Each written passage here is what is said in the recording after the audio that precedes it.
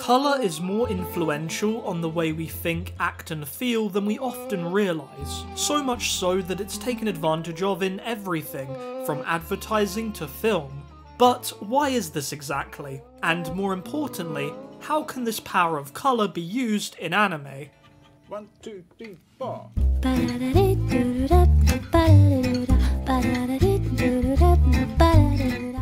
To answer this question, it helps to proceed with a brief introduction to colour psychology. It's basically the consensus that colour can influence our emotion, stemming from both innate biological and learned meanings we apply to it. An example could be that most of us would interpret this bright red as a warning, signalling potential danger because it instantly grabs your attention. There's also the instinctive link to the colour of our blood, or the societal ideas we construct that red generally equals bad. It goes a lot further than this though.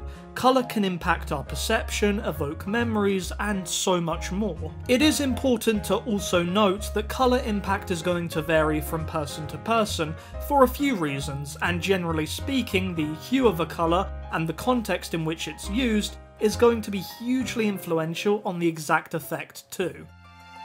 To understand what I mean, let's get started by looking at colour in anime character designs. Here's two characters that I really like, Kaguya-sama and Rias Gremory. They both spotlight red in their designs, but the reason is clearly quite different between the two. Starting with Kaguya, red is used very specifically for her eye colour. As the saying goes, eyes are the windows to the soul, and this dark red hue works well to capture her character's inescapable energy and passion.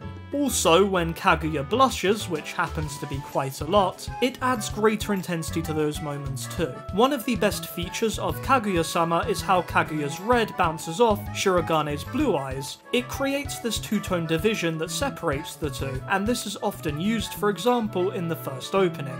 At the same time, these colours are occasionally mixed or used to further the romantic tension between the two characters. If you compare Kaguya's red eyes to Rias's crimson red hair, Rias has a more lustful shade, which is a fundamental part of her seductive design. The key difference here is that using red on something like a character's eyes creates a deeper link to their personality, whereas something like hair colour creates a viewer response to their outwards appearance.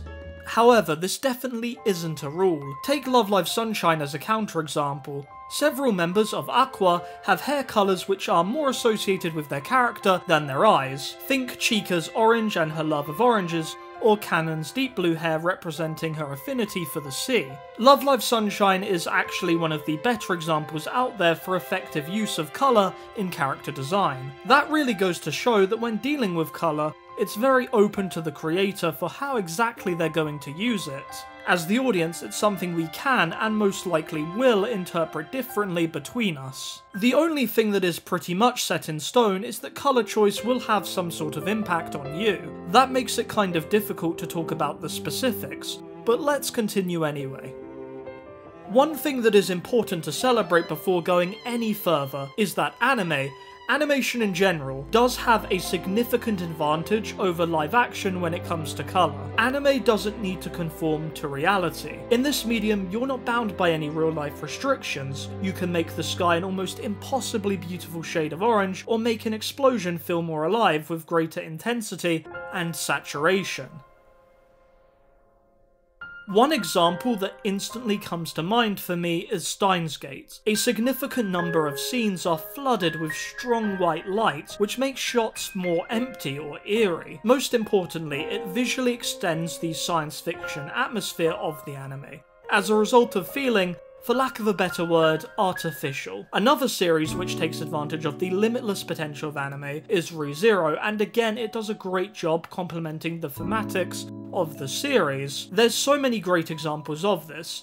Take the moment when Subaru returns to Roswell's mansion from Sanctuary. The sunset tints everything in this intense red, but with dark undertones that create a particularly ominous atmosphere. It results in the perfect suspense for Elsa's reappearance in Re:Zero. However, personally, I think Re:Zero's talent with colour is exemplified best with how it genuinely, and frequently, highlights beauty through harmony. Take this scene when Subaru is talking to Emilia. The moonlight and dark blue of the night come together to complement Emilia's silver hair, making it appear almost radiant. It crafts a more special and intimate moment between the characters. A more unconventional use of colour in anime can be found in Sing Yesterday for Me. Although the show had a fair amount of issues, something I really appreciated is how it linked the pink and purple colours of Sakura with the characters' memories of their past. It was used to initiate transitions into recollections, and it created this dreamy, warm aura in these instances. Colour can also inform an entire series' aesthetic. I think part of what makes Soul Eater so visually memorable is exactly this. It intentionally used darker, flat colours to bring this world full of malice to life. The best part is, it's anything but dull.